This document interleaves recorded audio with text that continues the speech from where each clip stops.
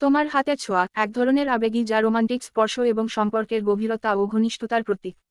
এই স্পর্শের মাধ্যমে অনুভূতি ও ভালোবাসা প্রকাশ করা হয় যা সম্পর্কের বন্ধনকে মজবুত করে তোলে। তোমার হাতের ছোঁয়ায় কবিতা, গান এবং সাহিত্যিক রচনা করা যায়। তোমার হাতের স্পর্শের মাধুর্য এবং মানসিক প্রভাব তুলে ধরে। হাতের স্পর্শ শুধুমাত্র শারীরিক নয়, এটি একটি আবেগের প্রকাশও বটে। এটি একটি ভালোবাসা, নিরাপত্তা, সান্ত্বনা এবং ঘনিষ্ঠতার গভীরতা।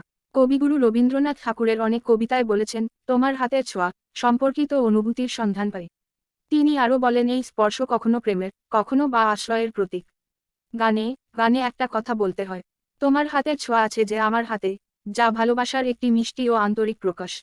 যেমন ছোট গল্পে লেখকেরা প্রায়ই চরিত্রগুলির মধ্যে সম্পর্কের গভীরতা বোঝাতে হাতের স্পর্শের ব্যবহার করেন। তোমার হাতের ছোঁয়া একে অপরের প্রতি বিশ্বাস, ভালোবাসা এবং যত্নের প্রতীক। এটি অনেক সময় সম্পর্কের শুরু, সম্পর্কের গভীরতা বা সম্পর্কের পুনরুদ্ধার।